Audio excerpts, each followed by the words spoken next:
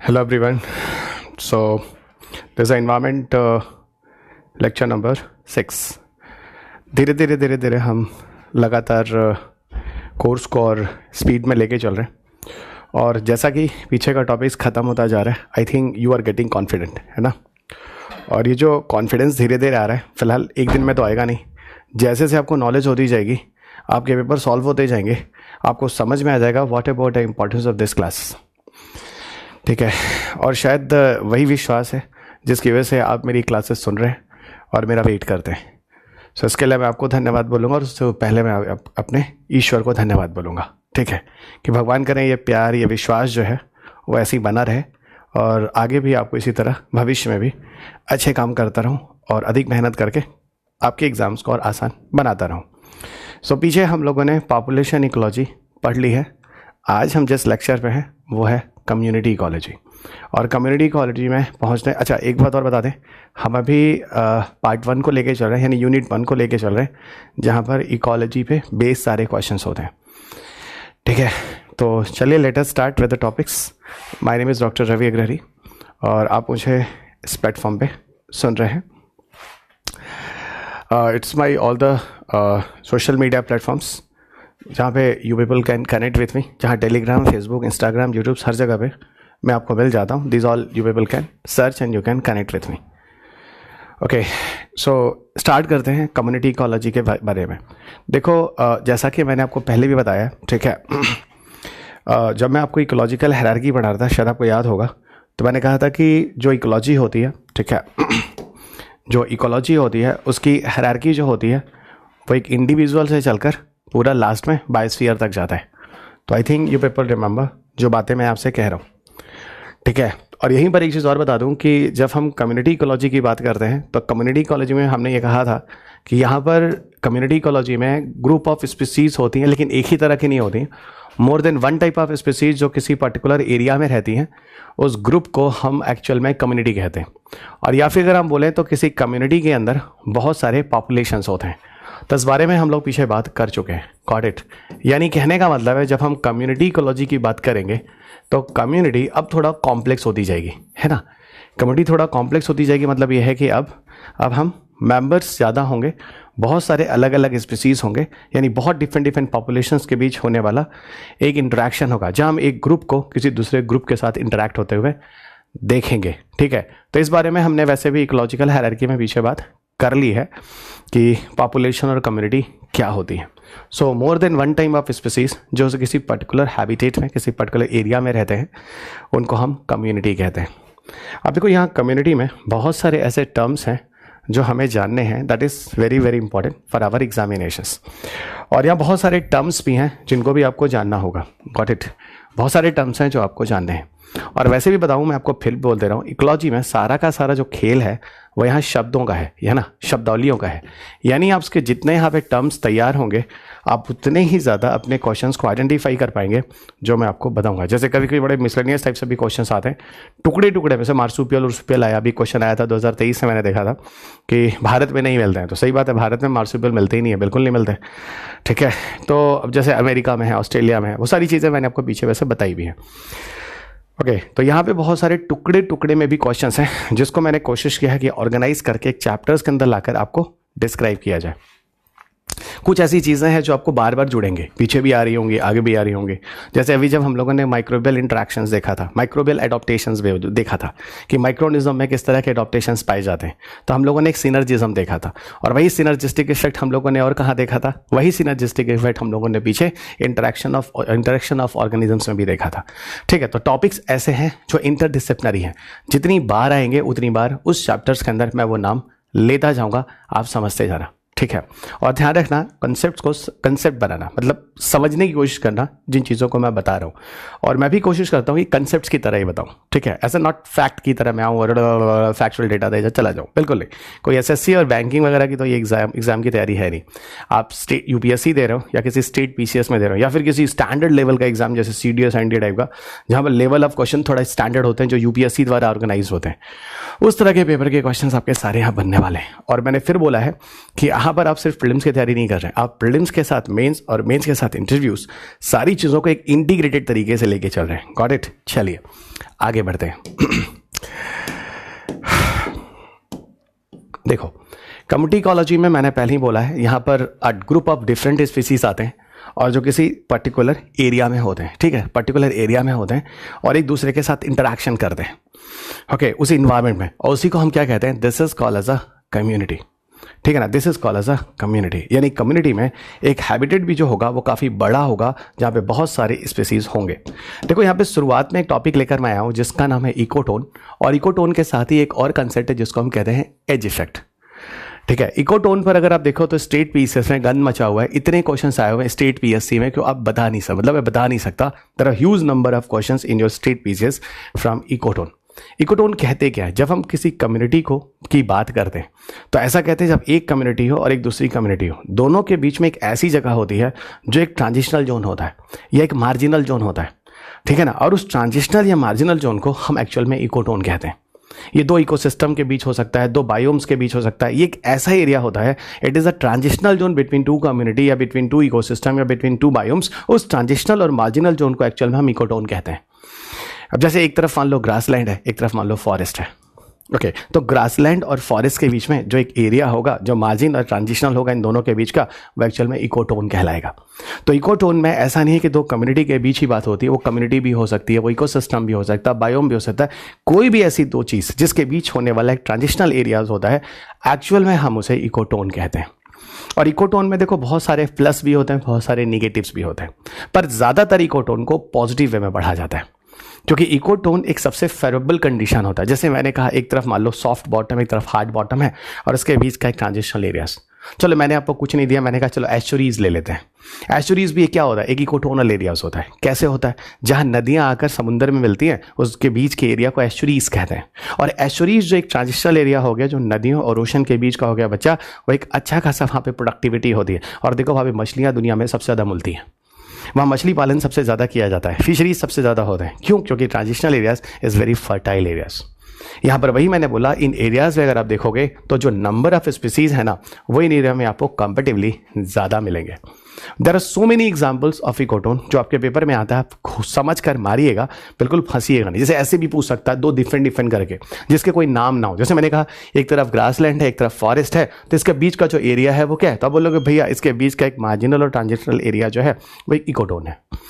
Got it? अब जैसे बहुत सारे एग्जांपल्स हैं, जैसे अभी एस्चुरीज तो मैंने आपको रिवर और ओशन वाली चीज़ बताई। ऐसे ही बच्चा कोई वेटलैंड एरिया देख लो, एक तरफ लैंड है, एक तरफ वाटर है और बीच का एरिया जो है वेटलैंड है, तो wetland also is the part of ecotonal areas.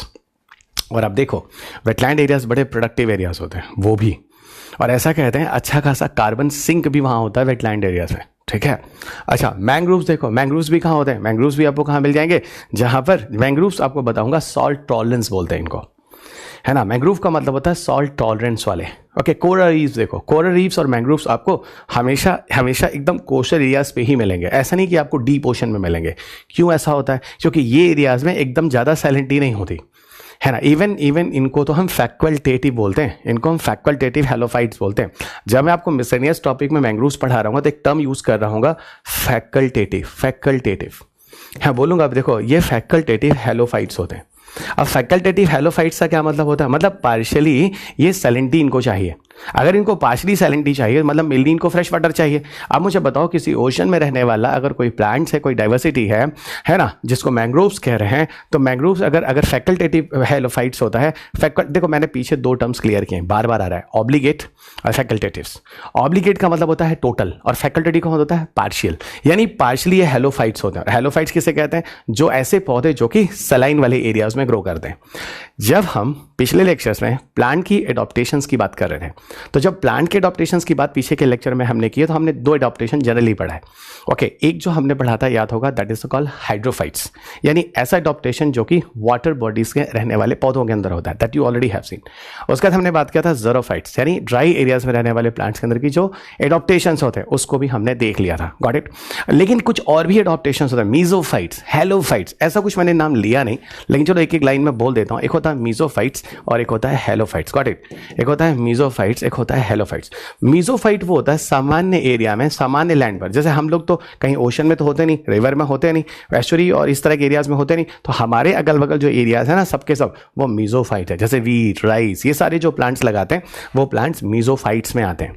और हेलोफाइट्स क्या मतलब होता है, जो कि सलाइन एरियाज में रहने वाले प्लांट होते हैं, जो ऐसी जगह से होते हैं जहां पे सैलिनिटी होती है ना। अब सैलिनिटी भी दो तरह की हो सकती है, ऑब्लिगेट हो सकती है जिनको पूरी तरह से सैलिनिटी चाहिए, फैकल्टेटिव हो सकती है जिन्हें पार्शियली सैलिनिटी चाहिए, और वही पार्शियली सैलिनिटी वाला फीचर जो होता है वो मैंग्रोव्स होता है। यानी यहाँ पे कुछ फ्रेश वाटर, सलाइन वाटर दोनों का मिक्सचर होता है, इसलिए ये एरिया भी बच्चा किस में आएगा, it will also consider as a ecotone. अच्छा, एक चीज़ मुझे थोड़ा सा हेलोफाइट्स में एक चीज़ ध्यान आ रहा है जो मुझे बताना चाहिए। हेलोफाइट्स या इन एरियाज में एक बड़ा स्पेसिफिक कैरेक्टर होता है ना। जैसे सुंदरवन वगैरह के एरिया में चले जाओ या मैंग्रोव्स वगैरह में चले जाओ, एक बड़ा अलग टाइप का एडॉप्टेशन होता है, जो कि मैंने पीछे नहीं बताया, तो मेरा हक बनता है, मतलब हक क्या बनता है, मेरी जिम्मेदारी है कि मैं आपको यहाँ बताऊँ, नहीं तो ये छूट जाएगा। और this is a very very important question. Halophytes की अगर हम एडॉप्टेशंस की बात करें, थोड़ा सा मैं आपको पीछे लिए चलता हूँ, that is very very important. इधर आओ बच्चा, है ना, इधर आओ, इधर आओ। हम थोड़ा सा हेलोफाइट्स की बात करते हैं। हेलोफाइट्स में एक एडॉप्टेशन होता है, ठीक है, हेलोफाइट्स के एडॉप्टेशंस है ना। हेलोफाइट्स में एक बड़ा स्पेसिफिक एडॉप्टेशन है जो यूपीएससी पूछेगा जरूर, है ना, एडॉप्टेशंस। तो हेलोफाइट्स के जो एडॉप्टेशंस हैं, इनमें एक चीज़ ध्यान रखना, इन ये जो पौधे होते हैं जैसे मैंग्रोव्स वगैरह, है ना, मैंग्रोव्स में क्या होता है, एक बड़ा स्पेसिफिक कैरेक्टर पाया जाता है ना। इनमें जो जड़ें होती हैं, जिनके जो रूट्स होते हैं, इनके जो रूट्स होते हैं वो निगेटिव जियोट्रॉफिक होते हैं, वो निगेटिव जियोट्रॉपिक होते हैं, जियोट्रॉफिक या जियोट्रॉपिक, है ना, जियोट्रॉफिक या जियोट्रॉपिक होते हैं, ठीक है। अब पहले नेगेटिव और पॉजिटिव का मतलब क्या होता है पहले जरा समझो। जनरली जो जड़ें होती हैं, ये मान लो ये ग्राउंड है, गॉट इट, ये ग्राउंड है, ये ग्राउंड है, जरा समझना, ये बच्चा ग्राउंड है, ठीक है, this is what, this is the ground, ठीक है, ग्राउंड है। जड़ें जो होती हैं वो नीचे की तरफ ग्रो करती हैं ना, नीचे की तरफ का मतलब इधर की तरफ ग्रेविटी होता है, इसीलिए जड़ों को क्या बोला जाता है कि जड़ें जो होती हैं वो पॉजिटिव जियोट्रॉपिक होती है ना, पॉजिटिव जियोट्रॉपिक या पॉजिटिव जियोट्रॉफिक होती है।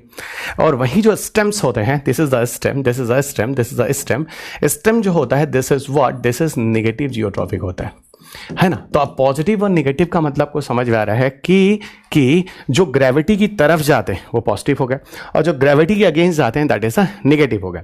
मैं यही कह रहा हूं, जड़ें जनरली कैसी होती हैं, जड़ें जो होती हैं वो पॉजिटिव जियोट्रॉफिक होती हैं, लेकिन जो मैंग्रोव्स पौधे होते हैं उनमें जड़ें जमीन से ऊपर निकल आते हैं, इसलिए हम उनके लिए कौन सा शब्द यूज करेंगे, दे आर निगेटिव जियोट्रॉफिक।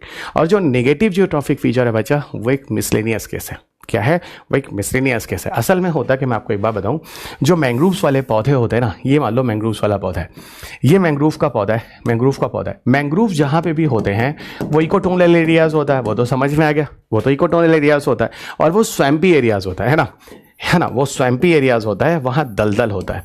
और स्वैम्पी एरियाज होने की वजह से यहाँ जो सॉइल पार्टिकल है ना, ये यहाँ पर क्या होता है, वाटर भरा होता है। यानी कहने का मतलब है कि इन एरियाज में अगर आप देखो, है ना, इन एरियाज में अगर आप देखो तो यहाँ पर, है ना, यहाँ पर ये सब जो है ये पूरा का पूरा पानी भरा होता है। और एक बार बता दूँ, जो सॉइल होता है वहाँ सॉइल में, है ना, ये पूरा का पूरा क्या है, ये पूरा का पूरा पानी भरा होता है, गॉट इट, ये पूरा का पूरा क्या है, दिस इज द वाटर, तो ये पूरा का पूरा वाटर भरा हुआ है, गॉट इट, ये पानी भरा हुआ है। और ये क्या है, ये आपके सॉइल वाल के पार्टिकल है। अब ये जो मैंग्रोव्स होते हैं इनकी जड़ें, अच्छा, नीचे अगर पानी भरा होगा इसका मतलब है कि ऑक्सीजन नीचे नहीं होगा, ठीक है, ऑक्सीजन नहीं होगा। और याद रखना, ऑक्सीजन पौधों की जो जड़ें होती हैं वो लेती हैं, क्योंकि प्लांट्स के जो रूट्स होते हैं वो एरोबिक रेस्पिरेशन करते हैं। याद रखना, प्लांट्स के रूप एरोबिक रेस्पिरेशन करते हैं, इसीलिए जब किसान किसी फसल को लगाता है उसके पहले खेत की प्लॉइंग करता है, यानी खेत की जोताई करता है। इससे क्या होता है, मिट्टी हल्के हो जाते हैं, उनमें छिद्र बन जाता है और आसानी से ऑक्सीजन जो होता है वो अंदर जा रहा होता है। तो आसानी से ऑक्सीजन जो होता है वो अंदर जा रहा होता है, इसका मतलब जो रूट्स होते हैं वो एरोबिक रेस्पिरेशन कर रहे होते हैं, ऑक्सीजन ले लेके एनर्जी बना रहे होते हैं। यही बात मैं कह रहा हूँ। लेकिन अगर एक बात बताओ, यहाँ पर अगर वाटर भर जाएगा तो क्या यहाँ पर ऑक्सीजन अवेलेबल होगा पौधों की जड़ों के लिए? ऑफकोर्स नहीं होगा। तो जड़ें अपने आप को सर्वाइव करने के लिए, इनकी जड़ें जो होती हैं नीचे से ऊपर निकल आती हैं, नीचे से ऊपर निकल आती हैं बच्चा, नीचे से ऊपर निकल आती हैं और नीचे से ऊपर निकल आती हैं, है ना। और इसीलिए इनकी जड़ों को हम क्या कहते हैं, नेगेटिव जियोट्रॉफिक। और एक बात समझना, इनके अंदर छोटे छोटे छोटे छोटे पोर्स होते हैं ना, पोर्स होते हैं, छेद होती हैं। इन पोर्स को हम लोग न्यूमैटोफोर कहते हैं। ध्यान रखना, this is what, this is pneumatophore. और न्यूमैटोफोर ही वो छिद्र होता है, वो पोर पोर होता है जिसकी मदद से वो सीधा एटमॉस्फेरिक ऑक्सीजन ले लेती हैं और जिंदा रहती हैं। Got it. अब जैसे बहुत सारे मैंग्रोव प्लांट्स हैं इसके अडॉप्टेशंस में, जैसे आप राइजोफोरा की बात करते हैं, जैसे आप राइजोफोरा की बात करते हैं, जैसे आप सोनेरेशिया की बात करते हैं ना, जैसे आप राइजोफोरा की बात करते हैं, जैसे आप सोनेरेशिया की बात करते हैं, ये सारे के सारे जो प्लांट्स हैं, इससे there are so many other examples. These all are the part of what? These all are the part of mangroves, है ना। These all are the part of mangroves. ये सब मैंग्रोव्स के एग्जाम्पल हैं जो आपको यहाँ पे दिख रहा है। Got it. तो this is the rhizophora, this is the sonneratia, ये सारी चीज़ें याद रखना, ठीक है।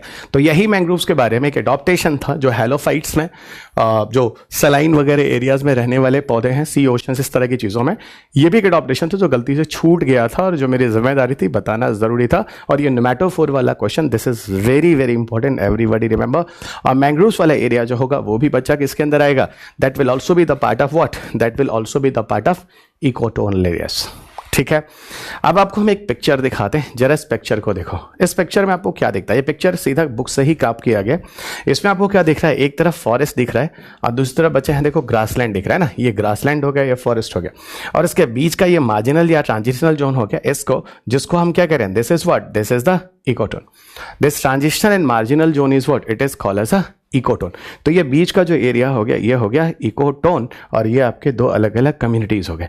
अब जरा समझना, यहाँ पे कुछ चीज़ें बताता हूँ, ठीक है। असल में किसी कम्युनिटी के एंड का जो पार्ट होता है, जैसे ये कम्युनिटी है, किस कौन सी कम्युनिटी है? फॉरेस्ट की। ये कम्युनिटी क्या है? दिस इज द ग्रासलैंड की। उसका जो एंड वाला पार्ट होता है जिसको हम कहते हैं मार्जिन, या उसी को हम कहते हैं एज। एज का मतलब क्या होता है? लास्ट, जो कि कोई घर का जो एकदम लास्ट वाली दीवार जो होती है ना, उसको एज कहते हैं ना, एकदम एज पर ऐसा रखा गया, ठीक है। तो अब यहाँ कहने का मतलब है ये वाला जो एरिया होता है, ये वाला जो एरिया होता है, इसको हम एज कहते हैं। यानी इतने एरिया को एज समझना, इतने एरिया को एज समझना। इन एरियाज में भी जो कम्युनिटी होते हैं इनके बीच में एक प्रभाव होता है, एक इफेक्ट होता है जिसको हम एज इफेक्ट कहते हैं। एज इफेक्ट इतना स्पेसिफिक क्यों है जो मैंने हेडिंग डाला है एज इफेक्ट के बारे में समझाने के लिए। एक काम करता हूं, मैं आपको एक जनरल एग्जांपल देता हूं जिससे आप आसानी से एज इफेक्ट को समझ सकते हैं। बेस्ट एग्जांपल है, मैंने एक एग्जांपल ले लिया उल्लू के बारे में, आउल के बारे में। Got it. और आउल ही एक बेसिक एग्जांपल है जो एज इफेक्ट को समझाने के लिए सबसे खूबसूरत उदाहरण है।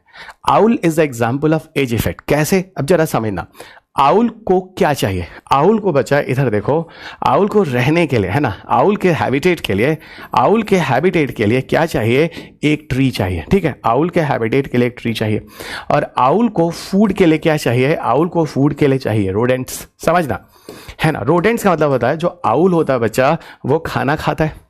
खाना क्या खाता है? चूहे वगैरह उसके फेवरेट होते हैं। मैं नहीं कह रहा वो सिर्फ चूहे खाता है, लेकिन जैसे आपके कुछ के चिकन फेवरेट हो सकती है, कुछ का मशरूम फेवरेट हो सकता है, कुछ का फ्रूट वेजिटेबल फेवरेट हो सकता है। एग्जैक्टली आउल का फेवरेट मैंने बोला, चलो वो रोडेंट्स है ना। तो आउल को खाने के लिए चाहिए चूहे और आउल को रहने के चाहिए पेड़। अच्छा एक बात बताओ, जो ट्री होता है वो कहाँ होता है? ऑफकोर्स जो ट्री होगा वो आपको फॉरेस्ट वगैरह के एरिया में मिलता है, ठीक है। रोडेंट्स कहाँ मिलते हैं? रोडेंट्स वहाँ मिलते हैं जो सीरियल और क्रॉप्स होते हैं। सीरियल ग्रेन क्रॉप्स कहाँ होते हैं? सब ग्रासलैंड में होते हैं, ठीक है। जैसे आपको मैं बताऊं, वीट, राइस, ये सब क्या है? ये सब एक तरह के ग्रास ही तो हैं, पोएसी या ग्रैमनी फैमिली में आते हैं, जिसमें सारे के सारे घास वाली फैमिली भी होती है। अब एक बात बताओ, यानी आउल को चाहिए एक फॉरेस्ट, एक चाहिए ग्रासलैंड, दोनों फीचर चाहिए। यहां देखो इधर क्या दिख रहा है? फॉरेस्ट। यहां देखो इधर क्या दिख रहा है? ग्रासलैंड। अब आप मुझे एक बात बताओ, मैं किस जगह पे उल्लू को रखूं? मैं आपको कुछ ऑप्शंस दे रहा हूं, जरा समझना। एक ऑप्शन मैंने कहा यहां रख दें क्या? एक ऑप्शन मैंने दिया यहां रख दें क्या? दूसरा ऑप्शन दिया यहां रख दें क्या?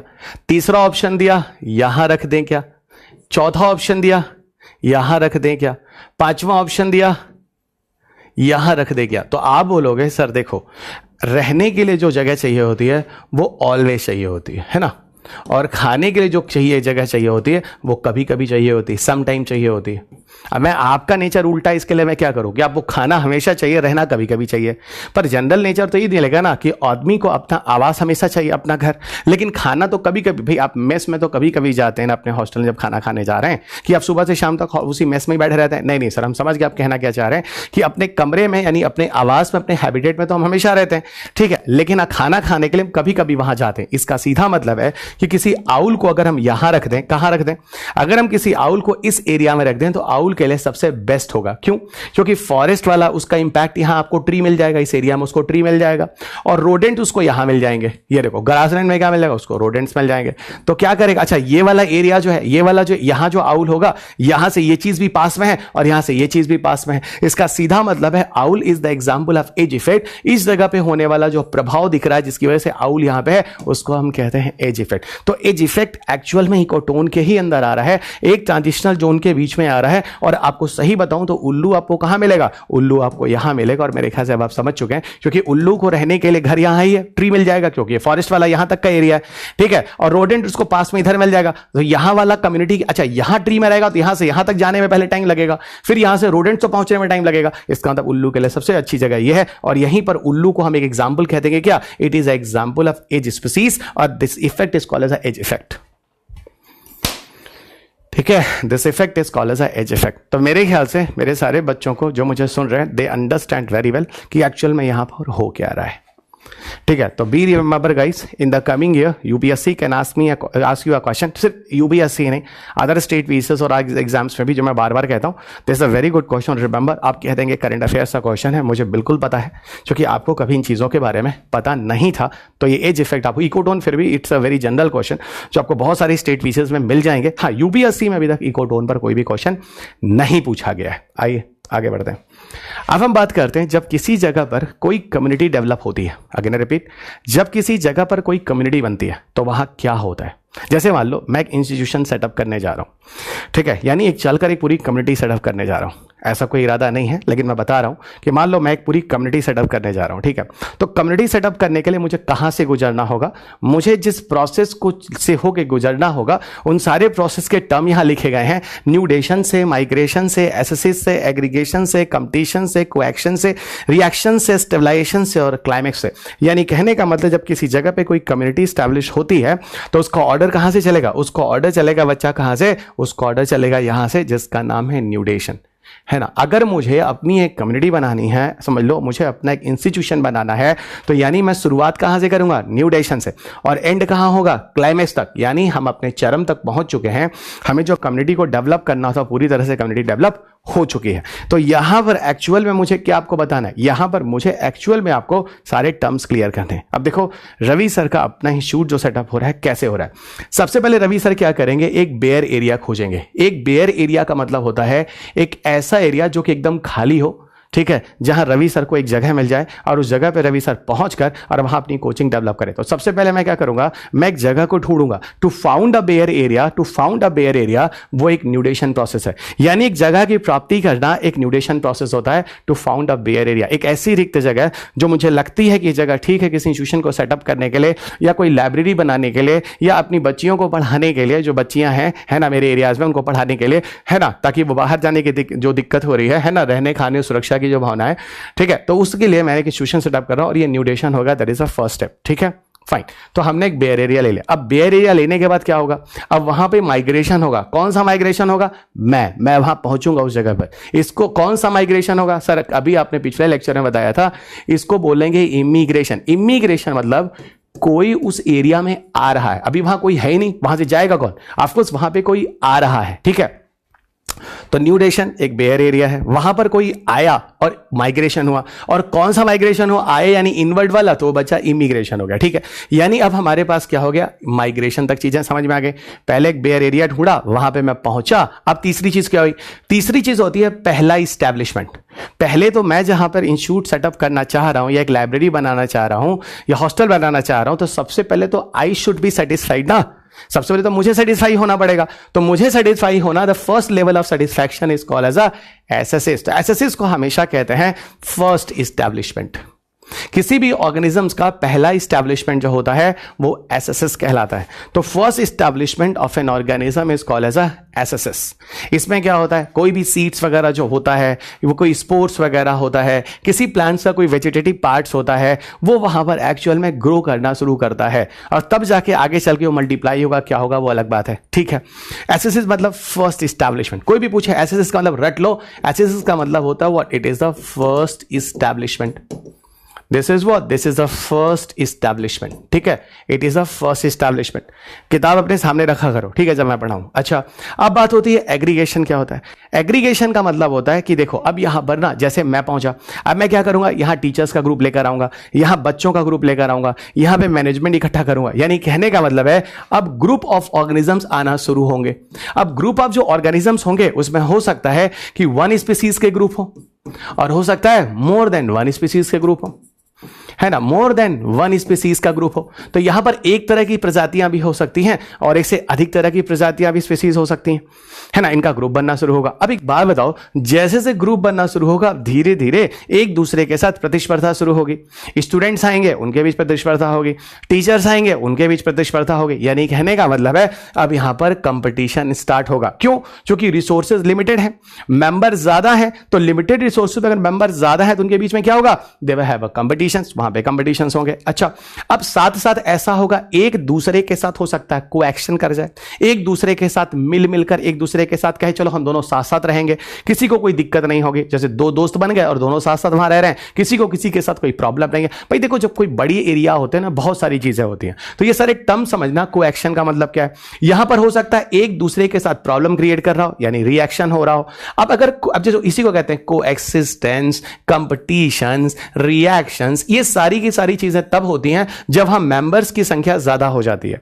कोई एक दूसरे के साथ समझौता कर लेगा, तुम भी रहो हम भी रहो, कोई दिक्कत नहीं है, ठीक है, चलो कोई बात नहीं, हम एक दूसरे के साथ कंपटीशन करते हैं, जिसमें दम होगा वो आगे बढ़ेगा। क्लास के रूम के अंदर बच्चे क्या होते हैं, एक दूसरे के साथ कंपटीशन ही तो करते हैं। हम टीचर्स क्या करते हैं, इंस्टीट्यूशन क्या करते हैं, सब कंपटीशन करते हैं। अगर कंपटीशन ना करूं मैं किसी से, तो मैं अच्छा पढ़ाने की कोशिश क्यों करूं, मैं हर साल चीजों को अपडेट क्यों करूं, है कि नहीं। अगर कंपटीशन नहीं होता तो मैं भी तो कंपटीशन करता हूं, इससे फायदा क्या हुआ, इससे मेरा भी फायदा हुआ, मेरा भी ग्रोथ हो रहा है बच्चा, और आपको एक अच्छा टीचर मिल रहा है जो हमेशा चीजों को डेवलप कर रहा है, हमेशा चीजों को आपके सामने लेकर आ रहा है और बेहतर करने की कोशिश कर रहा है, ठीक है। और सुनो, अब यहीं पर बात होती, जब यहां तक चीजें समझ में आ गई, ठीक है भाई, कंपटीशन हो गया, कोएक्शन हो गया, रिएक्शन हो गया, अब हम कहां चलते हैं, स्टेबलाइजेशन की तरफ। अब इसके बाद अगर यहां तक चीजें बैलेंस में आ गई किसी कम्युनिटी में जहां पर लोग आके इकट्ठा हो रहे हैं, अब इसको बोलेंगे कम्युनिटी जो है वो स्टेबल हो गई, ठीक है, कम्युनिटी जो है वो स्टेबल हो गई। अब स्टेबल होने के बाद देखो, अब एक स्टेबल होने का मतलब होता है कि वहां पर चीजें आकर एक तरह से स्थिर हो गई, अब वहां पर दिक्कत नहीं आ रही है। शुरुआत में जब कोई कोचिंग सेटअप होता है, कोई हॉस्टल सेटअप होता है, कोई लाइब्रेरी सेटअप होती है, तो 50 तरह की दिक्कतें होती हैं, और धीरे धीरे धीरे जब इन चीजों से चीजें पार हो जाती हैं, तो वहां पर क्या, कौन सा रीजन आ जाता है, स्टेबलाइजेशन आ जाता है। और स्टेबलाइजेशन के बाद क्या होता है, एक बात बता दूं, 100% अगर स्टेबिलिटी आ जाती है तो उसको कहते हैं क्लाइमैक्स। तो क्लाइमैक्स कहते हैं 100% स्टेबिलिटी को, ध्यान रखना, क्लाइमैक्स कहते हैं बच्चा 100% स्टेबिलिटी को। लेकिन एक बात मैं आपको पहले बता दूं कि 100% स्टेबिलिटी हो ही नहीं सकती। क्यों नहीं हो सकती? इकोलॉजी में यह कहा गया कि इन्वायरमेंट जो है वो डायनेमिक होता है। इन्वायरमेंट जो है वो डायनेमिक होता है। इन्वायरमेंट डायनेमिक होने का मतलब ये होता है कुछ नहीं पता है कब क्या क्या चीजें इन्वायरमेंट में बदल जाएंगी। Again I repeat, environment is dynamic, इसलिए कुछ पता नहीं है कब इन्वायरमेंट में क्या क्या चीजें बदल जाएंगी, और इसीलिए अभी आप किस अवस्था में हैं, सडनली इन्वायरमेंट किस अवस्था में चला जाएगा। आपको याद होगा जब मैंने पॉपुलेशन पढ़ाया था और ग्रोथ कर्व पढ़ाया था, उसमें जब मैंने आपको सिग्मॉइड कर्व पढ़ाया था या जे शेप पढ़ाया था, मैंने कहा देखो जो कैरिंग कैपेसिटी है या स्टेबिलिटी है वो हमेशा नहीं होती है, क्योंकि थोड़ा बहुत फ्लक्चुएशन होता रहता है। कुछ याद आ रहा है? की वाला जब मैंने पढ़ाया था फ्लक्चुएशन होता रहता है। क्यों होता रहता है? क्योंकि इन्वायरमेंट एक परिवर्तनशील कैरेक्टर है। यानी इन्वायरमेंट में कब, अभी जैसे मान लो मैं क्लास में पढ़ा रहा हूं, ठंड है, बाहर निकला बढ़िया सी गर्मी लग गई, या फिर कह लो मैं गर्मी में क्लास पढ़ा रहा हूं, बाहर निकला चिल्ड हो गया। तो ये इन्वायरमेंट की जो कंडीशंस है ना, इन्वायरमेंट इज डायनेमिक, तो यहां पर कुछ ना कुछ ऑर्गेनिजम्स की स्टेबिलिटी इफेक्ट होती रहती है। ठीक है, यानी कहने का मतलब है स्टेबिलिटी पॉसिबल है, पर 100% स्टेबिलिटी यानी क्लाइमैक्स जो है it is not possible. Again repeat, but climax it is 100% not possible. इस तरह करते करते करते करते दोस्त जाके कहीं पर किसी भी जगह की कोई कम्युनिटी स्टैब्लिश होती, किसी पर्टिकुलर एरिया में जाकर कोई जीव पहुंचता है, अपना पूरा परिवार बनाता है, अपना पूरा एक ग्रुप बनाता है, अपना पूरा एक कुल बनाता है, पूरी स्टेबिलिटी करता है। ये सारी चीजें किसी जगह के लिए भी कम्युनिटी हो सकती हैं, किसी कोचिंग के लिए भी हो सकती हैं, किसी लाइब्रेरी के लिए भी हो सकती हैं, और किसी पर्टिकुलर डाइवर्सिटी में होने वाला पूरा ऑर्गेनिजम्स है जिसका पूरा परिवार वहां पल रहा है इन इंटरेक्शन की वजह से, और पूरा कम्युनिटी स्टैब्लिश्ड हो रहा है। किसी जमाने में इस तरह के टर्म्स आपके यूपीएससी में दिया करते थे, आज भी कभी कभार आते हैं। प्लीज याद रखिएगा, मैं नहीं चाहता कि किसी भी तरह का रिस्क लूं, और ये सारे टर्म्स को आप अच्छी तरह सुनिएगा। ठीक है, अच्छी तरह सुनिएगा। और एक बात और बता दूं, इन टर्म्स को आप 2-2, 3-3 बार सुन लीजिएगा, आपके लिए सारे के सारे terms they all will be very easy, है ना। सुनिए, क्योंकि आप ऐसे काफी लोग इन चीजों को पहली बार सुन रहे होंगे। अब एक कंसेप्ट है जिसको हम कहते हैं सक्सेशन। इस पर भी क्वेश्चंस पूछे गए, है ना। एक टर्म है जिसको हम कहते हैं सक्सेशन।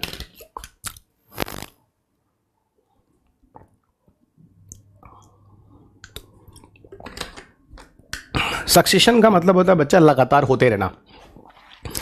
सक्सेशन का क्या मतलब होता है? सक्सेशन का मतलब होता है एक प्रोसेस है जो लगातार होता रहे, उसको हम सक्सेशन कहते हैं, ठीक है। या अगर थोड़ा ढंग से बोलो तो एक ग्रेजुअल रिप्लेसमेंट है ना। एक ग्रेजुअल रिप्लेसमेंट है किसी कम्युनिटी में जो पर्टिकुलर एरिया में लगातार चलता रहता है। आज कोई है, उसको रिप्लेस करके कल कोई दूसरा आता है, उसको रिप्लेस करके कल कोई तीसरा आता है। जैसे पहले सचिन तेंदुलकर साहब थे, सचिन तेंदुलकर साहब के बाद देखो विराट कोहली साहब आ जाते हैं, विराट कोहली साहब के बाद देखते हैं आगे कौन आता है। यानी एक लगातार एक प्रोसेस चला जा रहा है, ठीक है ना। यानी कहने का मतलब है gradual replacement of one species by the other species, और वही स्पीसीज जो ग्रेजुअल रिप्लेसमेंट कर रही है किसी स्पीसीज को, उसके बाद जाकर अपनी कम्युनिटी सेटअप कर रही है, वो एक कम्युनिटी सक्सेशन कहलाता है। आपने सुना होगा जब मुगल हम लोग पढ़ते हैं, बाबर, हुमायूं, अकबर, जहांगीर, औरंगजेब, शाहजहां, फिर हम पढ़ते हैं एक दूसरे के सक्सेसर्स हैं। यानी एक दूसरे को हटाता है, मारता है, उसके बाद अपनी गद्दी पे बैठता है, अपनी कम्युनिटी बनाता है, अपने आप को सुरक्षित करता है। वहां पे एक सक्सेसर्स ही आते हैं, एक सक्सेशन ही आते हैं। अब आपको खुद मैं बताता हूं, मैं भी किसी की जगह लेकर यहां पहुंचा हूं, इस लेवल पर साइंस टेक एनवायरमेंट पढ़ा रहा हूं। क्या पता नहीं मेरे पहले कोई था कि नहीं था, आपको ज्यादा पता होगा। और मुझे भी पता है एक दिन मैं भी अगर मेहनत करना छोड़ दूंगा, किताबें लिखना बंद कर दूंगा, बच्चों से जुड़ना छोड़ दूंगा, है ना, इनको अपडेट करना छोड़ दूंगा, तो एक दिन मैं भी हट जाऊंगा और मुझे भी कोई यहां से हटाकर अपनी कम्युनिटी सेटअप कर लेगा। यह बात आपको भी समझ में आती है। तो डेफिनेटली बच्चा, ये एक सतत चलने वाला एक प्रोसेस है जो लगातार एक स्पीसीज दूसरे को रिप्लेस कर रही है, और ये जरूरी है। और उसके रिप्लेस करने के बाद वो अपनी कम्युनिटी यानी अपना साम्राज्य बना रही है। इस तरह की चीजें सक्सेशन के अंदर कहलाती हैं।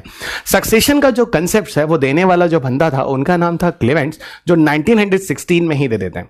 तो 1916 में ही क्लेमेंट साहब सक्सेशन के बारे में बता देते हैं, ठीक है। और उन्होंने इसको प्रॉपर डिफाइन भी किया, ठीक है। उन्होंने क्या किया, उन्होंने कहा भाई सक्सेशन, उनके वर्ड सुन लो जो उन्होंने अपने वर्ड्स यूज किए हैं।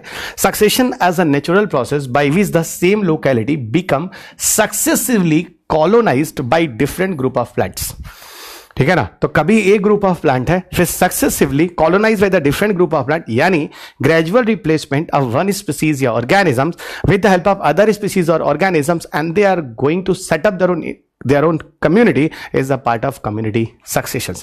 सक्सेशन में एक सफिक्स का यूज होता है। सफिक्स का मतलब होता है जो किसी नाम के सबसे अंत में यूज किया जाता है, उसे सफिक्स कहते हैं। और जो नाम के पहले यूज किया जाता है बच्चा, उसे हम प्रीफिक्स कहते हैं। ये मेरे ख्याल से आप में से हर किसी को पता होगा। जैसे सक्सेशन के लिए जिस शब्द का यूज किया जाता है उसका नाम है जियर। सक्सेशन के लिए जिस टर्म का यूज किया था उसका नाम है जियर, SERE, याद रखना, ठीक है। अब जैसे सक्सेशन अलग अलग एरियाज में होता है। सक्सेशन अगर किसी ड्राई एरियाज में होता है, सक्सेशन किसी वाटर बॉडी के अंदर होता है। हर जगह अलग अलग तरह के टर्म्स का यूज किया जाता है। जैसे वाटर के अंदर है, हम उसको कहते हैं हाइड्रोसियर, है ना। किसी रॉक वॉक पे है, रॉक वगैरह पे है, तो लिथोसियर कर लो, लिथोसियर कर लो, लिथोसियर कर। अब सियर इज द टर्म जो हम यूज कर रहे हैं इसमें लास्ट में, देखो सियर, SERE। किसी सैंड पे है, किसी सैंड पे होने वाला सक्सेशन है, इसको सैमोसियर कर लो, इसको सैमोसियर कर लो। और ये सारे के सारे एरियाज क्या है, ये रॉक, ये आपके लिथोस्फीयर और सैमोस्फीयर हो गए, जो कि इवन सक्सेशन जो होते हैं वो किसी पैरासिटिक ऑर्गेनिजम्स के भी होते हैं, किसी बैक्टीरिया, किसी वायरस। अगर किसी पैरासिटिक ऑर्गेनिज्म का सक्सेशन होता है उसको सेरियूल कहते हैं। नाम याद रखना, it may be a good question for your paper, है ना, it may be a good question for your paper. किसी पैरासिटिक ऑर्गेनिज्म का अगर सक्सेशन होता है तो उसे हम सेरियूल कहते हैं, SERULE, ठीक है। तो लिथोस्फीयर है, सैमोस्फीयर है, हाइड्रोस्फीयर है, ठीक है। अगर मान लो किसी अच्छा ड्राई एरियाज में सक्सेशन होता है उसको हम क्या कहते हैं, जीरोसियर कहते हैं, उसको हम जीरोसियर कहते हैं। और जीरोसियर क्या होता है, दो तरह का, अगर रॉक पे हो रहा है तो उसे लिथोसियर कर लो, सैंड पे हो रहा है उसे सैमोसियर कर लो। पर हर जगह के अंत में देखो आपको एक टर्म मिल रहा होगा जिसको हम कहते हैं बच्चा क्या, जिसको हम कहते हैं जियर, जिसको हम कहते हैं जियर, जिसको हम कहते हैं जियर, जिसको हम कहते हैं जियर। ये ध्यान रखना, ठीक है। ये क्वेश्चन भी एक आधर मैंने स्टेट विशेष में देखे। सैंड में सक्सेशन को क्या कहा जाता है, किसी मरुस्थली जगह पे जहां पर बालू वाल इस तरह की चीजें होती हैं, वहां के लिए जो नाम आता है उसको हम कहते हैं सैमोसियर। तो मेरे ख्याल से आपको सक्सेशन काफी हद तक समझ में आ रहा होगा। और ये कुछ कीवर्ड्स होंगे जो आपको यहां पर नए मिल रहे होंगे, अगर आप में से किसी ने इन चीजों को पहले नहीं सुना होगा। तो हम लोग यहां बात करेंगे कि भाई किसी ड्राई एरियाज में सक्सेशन कैसे होता है, किसी वाटर बॉडीज में सक्सेशन कैसे होता है, कौन सा ऑर्गेनिज्म पहले आता है, जाके वहाँ पूरी कम्युनिटी कैसे बनती है। यानी सक्सेशन को अगर हम सिंपल तरीके से बात करें तो कोई भी ऑर्गेनिजम्स यहाँ पर शुरुआत में आता है, यानी वो किस कंडीशन में होता है, पाइनियर होता है, और अंत में क्या चलता है, वो अपनी स्टेबिलिटी कर लेता है, अपनी कम्युनिटी को स्टेबल कर लेता है, या वहां पर क्लाइमैक्स जैसी कंडीशन में पाता है। लेकिन ये भी समझ में आ गया कि क्लाइमैक्स 100% पॉसिबल नहीं है, क्योंकि कुछ ना कुछ इन्वायरमेंटल चेंजेस वहां पर लगातार होते रहते हैं। Got it. तो ये पायनियर से लेके स्टेबल तक पहुंचना, ये क्या है, ये एक ऑर्डर ऑफ सक्सेशन है जहां पर कम्युनिटी डेवलपमेंट हो रहा है। ठीक है, अच्छा, और आगे चलो बच्चों, इधर आओ, इधर आओ।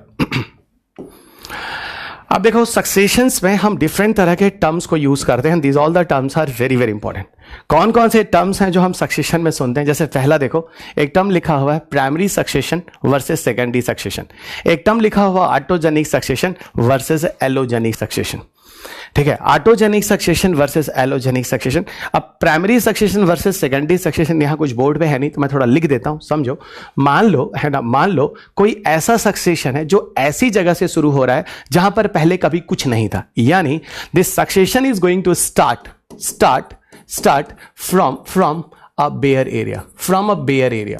बेयर एरिया मतलब एक ऐसा एरिया जहां पहले कभी कुछ नहीं था, उस जगह पर जाकर कोई ऑर्गेनिज्म पहुंचा और अंत में जाके कम्युनिटी बना था। यानी यहां सक्सेशन ऐसे एरिया में हो रहा है जहां पहले कभी कुछ एग्जिस्ट ही नहीं किया था इस दुनिया में, उस जगह पर। ठीक है, उस जगह पर होने वाले सक्सेशन को हम कहते हैं प्राइमरी सक्सेशन। सेकेंडरी सक्सेशन क्या होता है? सेकेंडरी सक्सेशन, ये देखो, सेकेंडरी सक्सेशन क्या होता है? After getting loss of community, है ना, किसी कम्युनिटी को जो वहां पर कभी किसी जमाने में सेटअप थी, उसका लॉस हो जाता है। After getting loss of community, further a new succession is going to happen. Further, a new succession is going to happen. है ना, is going to happen. यानी यहां पर जो दोबारा सक्सेशन हो रहा है वो उन जगह पे हो रहा है जहां कभी किसी जमाने में कुछ रहा था, कुछ रीजन से वो खत्म हो चुका, वहां पर कोई दूसरी स्पीसीज फिर से आ रही है काफी सालों के गैप के बाद, और फिर वहां जाकर फिर से एक अपनी कम्युनिटी बनाता है। उस एरिया को हम सेकेंडरी सक्सेशन कहते हैं, वहां पर होने वाले सक्सेशन को। आई एम वेरी श्योर, अगर मैं आपसे ये पूछूं कि प्राइमरी सक्सेशन और सेकेंडरी सक्सेशन में कहां पर सक्सेशन में समय कम लगेगा, तो आई एम वेरी श्योर आप मुझे यही बोलेंगे, सर सेकेंडरी सक्सेशन में समय कम लगेगा क्योंकि ये उस जगह पर हो रहा है जहां पहले कभी कोई रह चुका है, और यहां पर सक्सेशन टेक मोर टाइम। यहां पर जो सक्सेशन होगा बच्चा, यहां पर जो सक्सेशन होगा it will take more time, यहां पर सक्सेशन ज्यादा समय लेगा, और यहां पर जो सक्सेशन होगा it will take a less time. ठीक है, यहां पर सक्सेशन लेस टाइम लेगा और यहां पर सक्सेशन जो होगा it will take more time. तो मेरे ख्याल से I don't think so you guys have any kind of issues in the understanding of primary succession and secondary succession, आप आसानी से समझ रहे हैं। ठीक है, थियरेटिकली ही समझो जैसे मैं बता रहा हूं। तो प्राइमरी सक्सेशन क्या हुआ? ये उस जगह पे सक्सेशन होता है जहां कभी दुनिया में उस जगह पर कुछ रहा ही नहीं। ठीक है ना। सेकेंडरी सक्सेशन उस जगह पे होता है जहां पर पहले कुछ चीज रही थी, बाद में कुछ ऐसा हुआ, चीजें खत्म हो गई, फिर काफी समय के इंटरवल के बाद फिर वहां चीजें फिर से आकर एस्टैब्लिश होती हैं, तो वो कहलाएगा बच्चा सेकेंडरी सक्सेशन। तो what about the primary succession and what about the secondary succession? You guys understood very well. And another one I will tell you, see guys, primary succession में अधिक समय लगेगा, पहले अपनी चीजों को बनाना, उसको व्यवस्थित करना, फिर कम्युनिटी बनाना। सेकेंडरी सक्सेशन काफी चीजें पीछे की चीजों में ऑलरेडी बनी हुई हैं, जो रखी हुई हैं, जो वहां से स्पीसीज चले गए, लेकिन वहां काफी कुछ रिसोर्सेज अवेलेबल मिल जाएंगे, तो दूसरी कोई कम्युनिटी वहां जाके एस्टैब्लिश होगी, उसको उतनी दिक्कत या टाइम नहीं लगने वाला है, वो कहलाएगा that will be the secondary succession. Okay, that will what? That will be the secondary succession. ठीक है, अच्छा अब जरा यहां समझो, ऑटोजेनिक सक्सेशन और एलोजेनिक सक्सेशन पे बात करते हैं। This is the another succession, autogenic succession and allogenic succession. क्या होता है भाई? What about the autogenic and what about the allogenic succession? समझना बच्चों, ऑटोजेनिक सक्सेशन में क्या है? सी हियर, ऑटोजेनिक, ऑटो का मतलब होता है इटसेल्फ और एलो का मतलब होता है किसी अदर की वजह से। इकोलॉजी में और साइंस एंड टेक में मेरे को तो ऐसा लगता है जो टर्मिनोलॉजी दी जाती है ना, टर्मिनोलॉजी खुद अपने आप को डिफाइन कर देती है अगर आप टर्म्स के थ्रू सब्जेक्ट को समझने की कोशिश करें तो। ऑटो का मतलब होता है इटसेल्फ, एलो का मतलब होता है बिकॉज ऑफ अदर रीजंस, है ना। अब जैसे ऑटोजेनिक सक्सेशन का मतलब होता है जहां पर कोई स्पीसीज रहता है ना, कभी कभी वो खुद अपने आप से ही उस जगह पर स्टैब्लिश होने की कोशिश करता है और वहां पर अपनी कम्युनिटी बनाने की कोशिश करता है, जिसे कहते हैं ऑटोजेनिक सक्सेशंस। मेरे को कभी ये नहीं पता था कि मैं साइंस एंड टेक एनवायरमेंट एक टीचर बन जाऊंगा और मेरे लाखों लाखों फॉलोअर्स हो जाएंगे। ठीक है ना, मैं ये नहीं अपनी तारीफ कर रहा, लेकिन मैं बता रहा हूं कि मुझे इतने सुनने वाले लोग, लाखों लोग आज मेरी किताबें पढ़ेंगे। मैंने कभी सपने में भी ये चीजें नहीं सोची थी, लेकिन एक समय ऐसा आया जैसे मैं मेहनत करता गया, चीजें आगे बढ़ती गई, मेहनत करता गया, चीजें आगे बढ़ती गई, खुद से लगा, मुझे लगा, बच्चों ने कहा सर कुछ करो, साइंस टेक में कुछ नहीं आता, इन्वायरमेंट है वही पुरानी किताबें चली आ रही हैं, क्वेश्चन पेपर कुछ नहीं आते, आप कुछ करो, आप कुछ करो, आप कुछ करो। तो मैं अपने मन से आया यार हाँ कुछ करना चाहिए। जब बच्चे इतना उनको ऐसा लगता है कि मैं कुछ कर सकता हूं, उनके लिए बहुत ज्यादा हो सकता है भाई मुझ पर भरोसा, गांधी हनुमान जी को पता नहीं था कि क्या कर सकते हैं, तो शायद हमको भी किताब पहले लिखने के पहले नहीं पता था कि किताब लिखकर लिखेंगे और ऐसा कुछ चल जाएगा। ऊपर वाले का शुक्रिया, आपका ट्रस्ट, धीरे धीरे चीजें बनती गई। आज 7 एडिशन, 8 एडिशन आ गया, 9 एडिशन आ गया, इन्वायरमेंट का 4थे 5वें एडिशन की बात चल रही है ना। तो ये सारी की सारी जो चीजें हैं ये एक दिन में नहीं आई हैं, लेकिन ये चीजें मैंने खुद से डिसाइड किया, अच्छा ऐसा है क्या, मुझे ऐसा करना चाहिए क्या, और फाइनली आज मैं इस लेवल पे पहुंच गया। तो यहां पर मैंने खुद अपनी स्वेच्छा से इन चीजों को डिसाइड किया और फिर मैं जाके सक्सेशन करता हूं। तो कोई स्पीसीज खुद अपने मन से, अपने आप से उसको ऐसा लगता है कि that species should go and set up their own community, तो वो क्या कहलाता है, ऑटोजेनिक सक्सेशन कहलाता है। एलोजेनिक सक्सेशन की बात करें तो क्या है, एलोजेनिक क्या होता है, मान लो अब जैसे कितने ऐसे बच्चे होंगे जिनको लगता होगा कि हम खुद डिजर्व करते हैं यूपीएससी क्वालिफाई करने के लिए, क्योंकि मेरे पास इतनी हिम्मत है, मेरे पास इतनी ताकत है, मैं इतना सेल्फ कॉन्फिडेंट में हूं और सेल्फ मोटिवेटेड हूं और हार्ड वर्किंग हूं कि मुझे आईएएस में ही जाना है, और फाइनली वो आईएएस क्वालिफाई कर लेता है, ऑटोजेनिक सक्सेशन हो गया। अब कोई यूपीएससी इसलिए दे रहा है कि उसको पड़ोसी से बदला लेना है, उसने पापा को कुछ बोल कैसे दिया, यानी कुछ आउटसाइड सोर्सेज, मैं सिर्फ इसको एक घुमा फिरा के कुछ स्टोरी बना के क्रिएट करने की कोशिश कर रहा हूं। उसके बाद कोई बंदा आता है सक्सेशन करके और सफल हो भी जाता है, उसका कॉज इंटरनल नहीं था, एक्सटर्नल था, वो एलोजेनिक कहला। एलो का मतलब दूसरे की वजह से सक्सेशन हो रहा है, ऑटो का मतलब खुद की वजह से सक्सेशन हो रहा है, तो यहां पर एलोजेनिक हो गया। तो यहां पर आपको क्या मिला, एलोजेनिक में जो भी सक्सेशन होता है ये समटाइम्स कभी कभी ऐसा देखा जाता है कि जो एग्जिस्टिंग कम्युनिटी है ना, जो एक्सटर्नल कंडीशन की वजह से जाकर वहां पर आती है, कोई बाहर का इस तरह का कोई इफेक्ट होता है जिसकी वजह से जाकर यहां की कम्युनिटी कुछ अलग तरह की सेटअप हो जाती है, उस तरह की चीजों को हम एलोजेनिक कहते हैं। Got it. तो ये कुछ देसी एग्जांपल, सिंपल एग्जांपल, कुछ टेक्निकल एग्जांपल्स इस तरह देखिए, इसको थियरी की तरह समझना जो मैं आपको समझा रहा हूं। आगे चलते हैं। 2 और टर्म है यहां पे, जैसे एक नाम लिखा हुआ आपके स्क्रीन पे जिसका नाम है ऑटोट्रॉफिक सक्सेशन और दूसरा जिसको हम कहते हैं हेट्रोट्रॉफिक सक्सेशन। ठीक है, ऑटोट्रॉफिक सक्सेशन और हेट्रोट्रॉफिक सक्सेशन क्या होता है, अब ये समझो दोस्त। ऐसा होता है, ऑटोट्रॉफिक जो सक्सेशन होता है वो इंक्रीजिंग ऑर्डर ऑफ एनर्जी के दम पर सक्सेशन होता है, यानी ऐसा सक्सेशन जो इंक्रीजिंग ऑर्डर ऑफ एनर्जी पर होती है, बेस्ड होती है। इंक्रीजिंग ऑर्डर ऑफ एनर्जी पर जो बेस्ड होने वाला सक्सेशन होता है वो ऑटोट्रॉफिक सक्सेशन होता है। और जो डिक्रीजिंग ऑर्डर ऑफ एनर्जी के सोर्सेस पर, डिक्रीजिंग ऑर्डर ऑफ एनर्जी, जो डिक्रीजिंग ऑर्डर ऑफ एनर्जी के बेस पे सक्सेशन होता है, जो डिक्रीजिंग ऑर्डर ऑफ एनर्जी के बेस पे सक्सेशन होता है वो हेट्रोट्रॉफिक कहलाता है, और जो इंक्रीजिंग ऑर्डर ऑफ के बेस पे होता है वो ऑटोट्रॉफिक कहलाता है।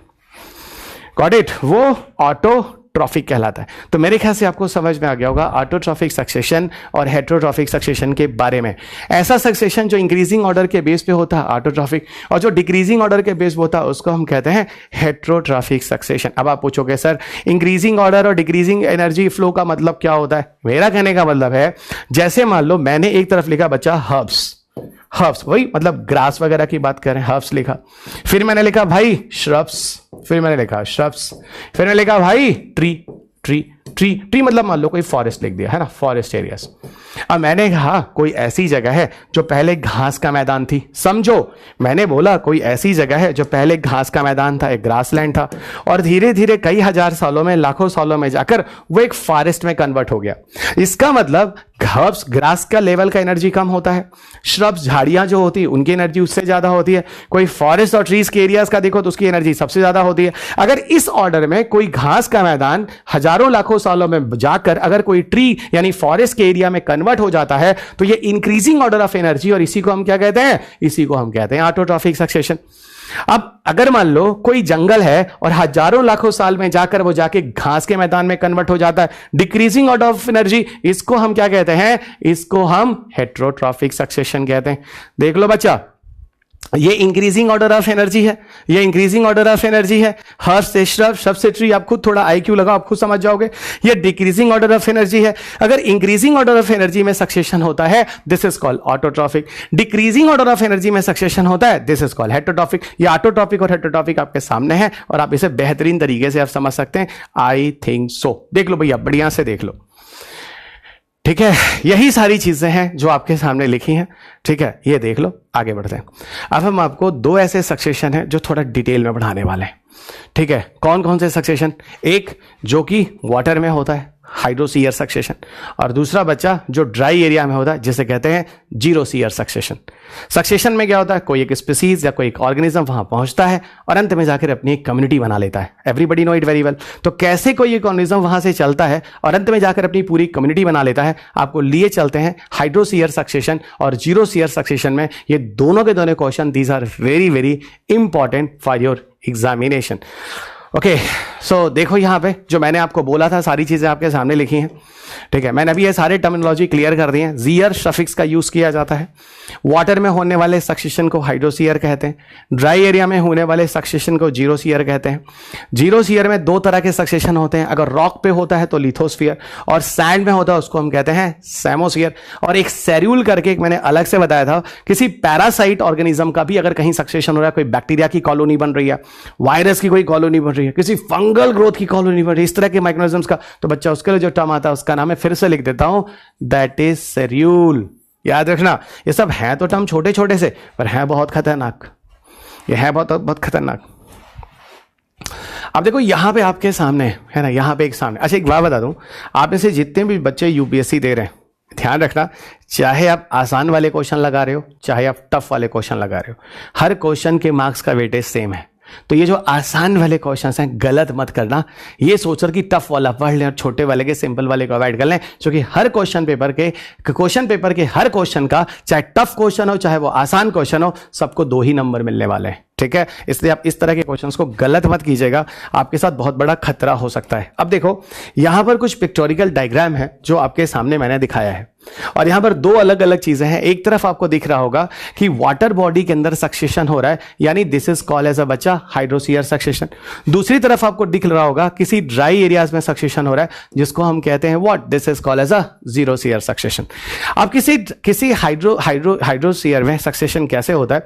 वहां पर कोई प्लांट होता है जो कि सबमर्ज प्लांट होता है। मैं फिर कह रहा हूं, किसी पाइनियर यानी प्रारंभ यानी शुरुआत से लेकर और अंत में जाके क्या, एक क्लाइमेक्स, एक कम्युनिटी बनाना है ना, किसी वाटर बॉडी के अंदर, वाटर का सक्सेशन कहलाएगा हाइड्रोसीयर सक्सेशन, और किसी ड्राई एरिया में जाकर बनाना वो कहलाएगा जीरोसीयर सक्सेशन कहलाएगा। इनमें कौन कौन से स्टेजेस होके चलते हैं, इनके मैं प्रॉपर आपको पिक्चर भी दिखाने वाला हूं, जो आप स्क्रीन पे देख सकते हैं। Pioneer stage, submerge stage, floating stage, reed swamp stage, marsh meadow stage, woodland stage, और तब जाके क्लाइमेक्स होता है। अब आप कहोगे सर ये सब क्या स्टेज होता है, सबमर्ज क्या होता है, फ्लोटिंग क्या होता है? घबराओ नहीं बच्चा, सबमर्ज, फ्लोटिंग, रीड स्वयं, मार्स मीडो, वुडलैंड, ये सारा मैं आपको अभी अगले पिक्चर में दिखाने वाला हूं और पिक्टोरियल प्रेजेंटेशन करूंगा, आपको समझ आ जाएगा। अच्छा, और सेम यही चीज मैं आपको दिखाने वाला हूं। अच्छा एक बात बताओ, जब मैं आपको पीछे इंटरेक्शन ऑफ ऑर्गेनिजम्स पढ़ा रहा था, वहां मैंने एक एग्जांपल लिया था जिसका नाम था lichen. You remember lichen? Lichen में मैंने एक चीज बोला था, और ये क्वेश्चन यूपीएससी ने 15-16 के आसपास पूछा भी था, कि lichen is a association between fungi and algae. शायद आपको एक क्वेश्चन याद होगा यूपीएससी का, ठीक है, यूपीएससी का क्वेश्चन आपको याद होगा, is association of fungi and algae. अब मैं यहीं पर एक चीज और बोल रहा हूं, लाइकेन जो होते हैं, वहां पे मैंने बोला भी था कि lichens are the pioneer of xerosere succession, यानी किसी ड्राई एरिया में अगर कहीं जाकर आगे चलकर पूरा एक वेजिटेशन होकर एक जंगल बनना है, एक फॉरेस्ट बनना है, तो वहां पर शुरुआत जो होती है ड्राई एरियाज में लाइकेन से होती है। तो लाइकेन जैसे वहां पे आपने पीछे देखा था, is a indicator of air pollution, वैसे ही मैं बोल रहा हूं lichen is a pioneer of xerosere succession भी, जो आपको यहां पे दिख रहा है। Lichen is a pioneer of xerosere succession, इसलिए देखो यहां पे शुरुआत लाइकेन से होता है। और अगर आप लाइकेन को बहुत डिटेल में जाओगे तो लाइकेन में भी सबसे सिंपल लाइकेन, थोड़ा उससे कॉम्प्लेक्स लाइकेन, और सबसे ज्यादा कॉम्प्लेक्स लाइकेन, जो कि काफी हद तक पौधों की तरह दिखते हैं, उनके भी अलग अलग टाइप्स हैं। जैसे सबसे सिंपल लाइकेन का नाम होता है बच्चा क्रस्टोज लाइकेन, फिर होता है फ्रक्टोज लाइकेन, है ना, फ्रूटिकोज लाइकेन, और फिर होता है फॉलियोज लाइकेन।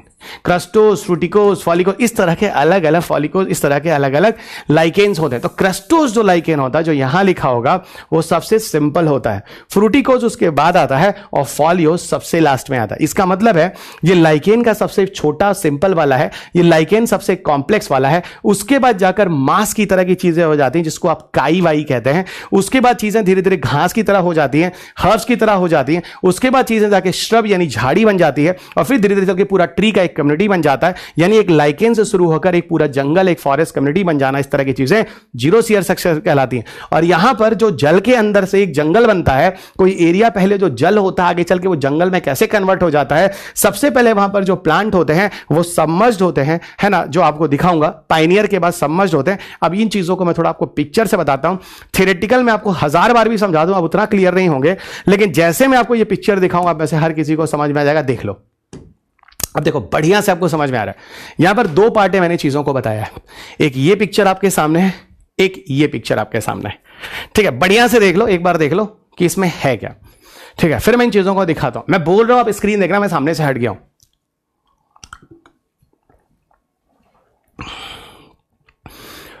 लेफ्ट साइड में देखो जो ब्लैक एंड व्हाइट है,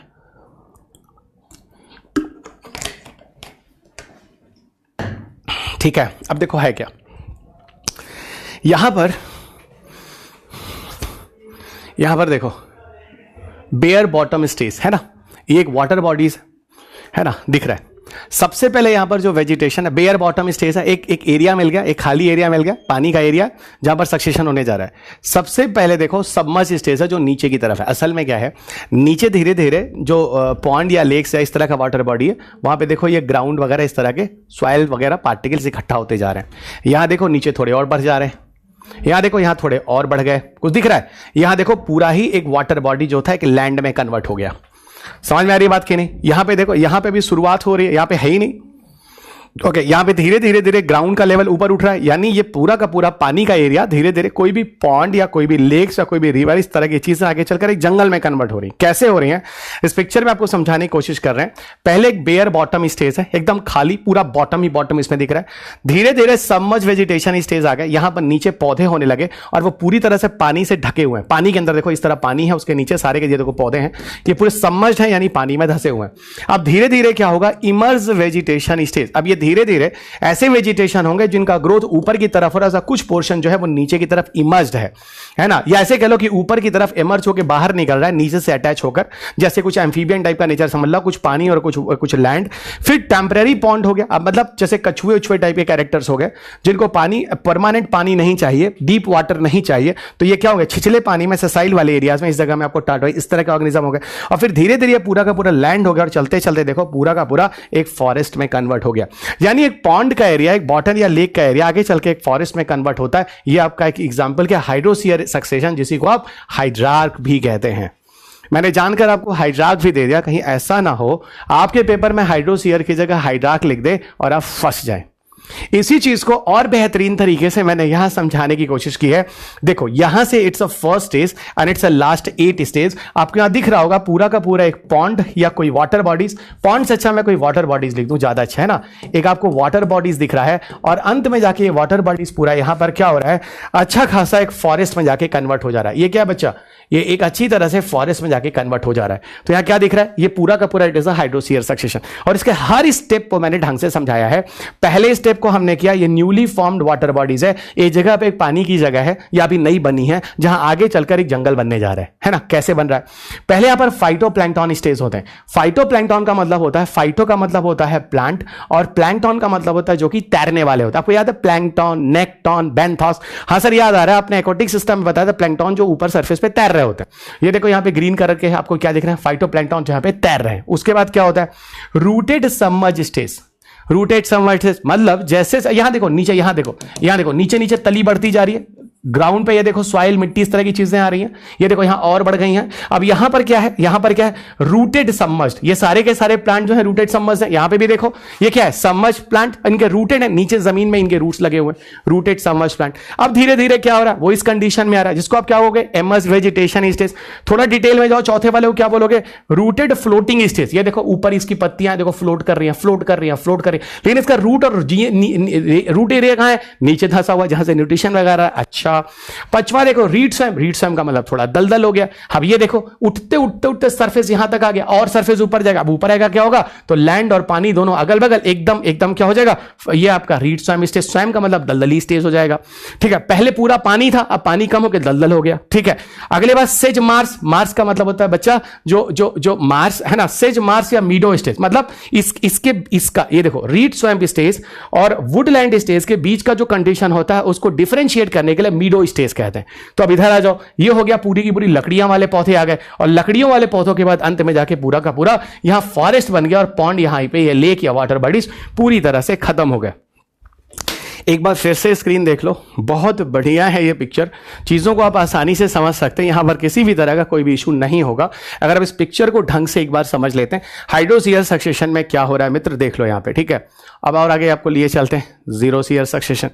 जीरो सीयर सक्सेशन में यहाँ देखो आपको दिख रहा होगा किसी ड्राई एरिया में। अच्छा, जीरो सीयर सक्सेशन को आप क्या बोलोगे, ज़रार्क बोल दो, उसको हाइडार्क बोले थे, इसको ज़रार्क बोलो। अब देखो, एक तो पहला स्टेज होता है that is called pioneer stage, दूसरा स्टेज होता है जिसको आप कहते हैं इंटरमीडिएट स्टेज, और तीसरा स्टेज होता है जिसको हम कहते हैं क्लाइमैक्स स्टेज।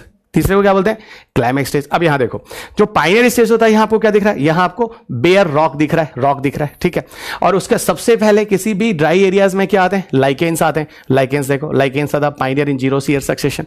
तो जो पाइनियर स्टेज तक है आपको यहां क्या मिल रहा है, पाइनियर स्टेज तक, सॉरी पाइनियर स्टेज यहां तक आपको क्या मिल रहा है, शुरुआत के स्टेज में देखो। उसके बाद धीरे धीरे लाइकेन से क्या हो जाएगा, स्मॉल एनुअल प्लांट्स लाइकेन। अब यहां पे कौन सा लाइकेन था सर, समझ में आ गया, क्रस्टोज वाले, जो सबसे सिंपल लाइकेन होते हैं। यहां पर फॉलियोज वाले सर, काफी जो पेड़ पौधों की तरह थोड़े थोड़े आ जाते हैं, एडवांस हो गए, डेवलप हो जाते हैं, है ना। उसके बाद पेरिनियल हर्ब्स और ग्रासेस। अब यहां पे लाइकेन से सीधा क्या हो जाता है, यहां पर आपको हर्ब्स मिल जाते हैं, ग्रासेस मिल जाते हैं, या यहां पर आप वो देख सकते हो, क्या नाम है, मॉस आ गया, मॉस आ गया, है ना, मॉस आ गया, ग्रास आ गया, इस तरह की चीजें आती है। अब धीरे धीरे देखो चेंजेस हो रहे हैं, चेंजेस हो रहे हैं, चेंजेस हो रहे हैं, धीरे धीरे ये ग्रासेस में आ गया, धीरे धीरे ग्रास, है ना, मॉस था, ग्रास था, अब ग्रासेस जो है वो और बड़े वाले एडवांस ग्रासेस हो जाएंगे, या कह लो श्रब्स टाइप की चीजें हो जाएंगी, धीरे धीरे धीरे धीरे, और अंत में चलते चलते चलते पूरे के पूरे ट्रीज में कन्वर्ट हो जाएंगे। तो ये पूरा का पूरा एक लाइकेन जो एक पाइनियर था, अंत में चलकर बच्चा एक पूरा का पूरा फॉरेस्ट एरिया में कन्वर्ट हो जाता है, और अंत में एक क्लाइमैक्स कम्युनिटी बन जाती है। ये एक पिक्चर है जो आपको बता रहा है। यहां पर क्वेश्चन क्या है, प्रीलिम्स का क्वेश्चन आपके सामने लिखा है, what is the pioneer in the xerosere succession. Answer आपके सामने, दिस इज द लाइकेन।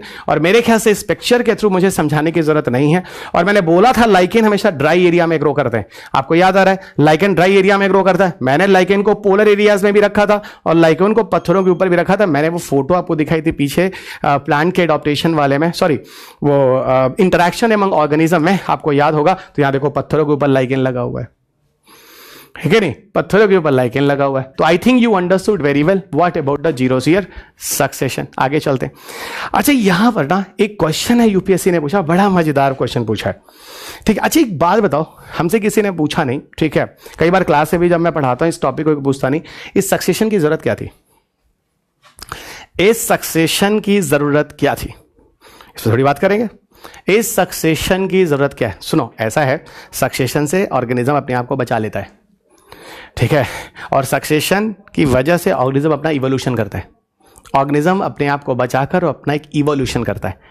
कैसे करता है जरा समझो। ऐसा होता है प्रभु, जैसे मान लो किसी जगह पे आग लग गई, और आग लग गई, यहां पे ये दिखा रहा है कि कोई ऐसा एरिया है, ठीक है, समझना जरा, कोई ऐसा एरिया है जहां पर आग लग गई है। ये देखो आग लग गई है, और आग लग जाने से जो पूरा उसका वेजिटेशन था कुछ इस तरीके का वो यहां पर खत्म हो गया, खत्म हो गया, खत्म हो गया, खत्म हो गया, खत्म हो गया। अब यहां दिखा रहा है कैसे धीरे धीरे धीरे धीरे चलकर उस जगह पर एक मैच्योर ओक और हाइकोरी फॉरेस्ट बन जाता है। इस पिक्चर में समझाने की कोशिश कर रहे हैं, ठीक है। धीरे धीरे धीरे चीजें खत्म हो जाएंगी, उस जगह पे बारिश होगी कई सालों तक। देखो 0 ईयर में कुछ नहीं हुआ, पहले साल 1 से 2 साल में कुछ छोटे छोटे छोटे छोटे घास टाइप की चीजें आएंगी, है ना। लेकिन वो अभी उस तरह की घास नहीं है, बहुत ही मतलब rarest of the rare, very small type वाला, या कुछ मास वास टाइप वाला, जैसे ब्रायोफाइटा वाइटा, कुछ मास वास टाइप वाला, कुछ ऐसा हो। धीरे धीरे धीरे धीरे उस एरिया में क्या होगा, ग्रासेस और पेरिनियल्स प्लांट्स हो जाएंगे। पेरिनियल प्लांट्स वो होते हैं जो बहुवर्षीय पौधे होते हैं, कई साल तक जो चलते हैं, बहुवर्षीय पौधे होते हैं, उनको कहते हैं। धीरे धीरे ग्रासेस स्टफ्स, यानी पिक्चर आपको दिखा रहा अंत में जाके उस एरिया में। लेकिन सुनो, किसी भी जगह पर अगर आग लग जाए, एक मैच्योर, एक बहुत बढ़िया डेंस फॉरेस्ट बनने में, देखो ये फिगर में समझाने की कोशिश कर रहा है कि 150 साल लग जाते हैं, ठीक है। 150 साल लग जाते हैं, ठीक है। एक क्वेश्चन है जो मुझे आपसे यहां पूछना है। इस पिक्चर के थ्रू आप समझ रहे होगे pioneer stage, intermediate stage, climax community. इसीलिए कहते हैं किसी जगह पर किसी इस तरह के नेचुरल फॉरेस्ट अगर खत्म हो गए, फिर वहां वैसे अगर बताऊं मिनिमम अगर फॉरेस्ट आने में कम से कम 50 साल लगते हैं, और 150 साल तक का एक ड्यूरेशन होता है किसी जगह पर प्रॉपर जंगल बनने में, ठीक है। तो 50 साल से 150 साल का एक ड्यूरेशन चलता है। लेकिन अगर कभी ये क्वेश्चन पूछ दे किसी जगह को फिर से जंगल में तब्दील करना है तो मिनिमम कितने साल लगेंगे, उस केस में मैंने एक बार एक क्वेश्चन देखा था, तो वहां पर उसके आंसर में 20 साल लगे थे। तो किसी एरिया को फिर से जंगल बनाने के लिए उसमें मिनिमम कितने साल लगते हैं, 20 साल। लेकिन एवरेज 50 से लेकर 150 साल लग जाते हैं किसी एरिया को एक स्टैब्लिश्ड फॉरेस्ट बनने में। समझ में आ गए, किसी एरिया में एक स्टैब्लिश्ड फॉरेस्ट बनने में लगभग 50 से 150 साल का समय लगता है। और पूछे कि मिनिमम कितने साल लगते हैं, तो आपका आंसर होगा 20 साल, ठीक है। अब ये भी इस पे डिपेंड करता है कौन से पेड़ लगा रहे हैं, कौन से ट्रीज लगा रहे हैं। तो ऑफकोर्स अगर मान लो भारत सरकार किसी जगह कोई पेड़ लगा रही है और उसको पूरा फॉरेस्ट में तब्दील करना है, तो उसको 20 साल लग जाएंगे, उस तरह के पौधे वो लगाएगा। लेकिन 20 साल तो चाहिए ही चाहिए। अच्छा, एक क्वेश्चन था, बहुत प्यारा क्वेश्चन था यूपीएससी का। उन्होंने कहा, ठीक है, उन्होंने कहा कि मान लो, है ना, कोई जगह है। मैं आपसे एक क्वेश्चन पूछता हूं, ये यूपीएससी क्वेश्चन बहुत प्यारा क्वेश्चन है और जरा लॉजिकल क्वेश्चन है, थोड़ा दिमाग लगाना, ठीक है। ऐसे क्वेश्चन लगा नहीं पाओगे नहीं तो। मैं आपको कुछ लिमिटेशंस बता रहा हूं, गॉट इट, सी हियर। मैं आपको कुछ लिमिटेशंस बता रहा हूं। क्या लिमिटेशन बता रहा हूं, सी हियर। मैंने कहा एक कोई एरिया है, ठीक है, जहां पर ग्रास लैंड है।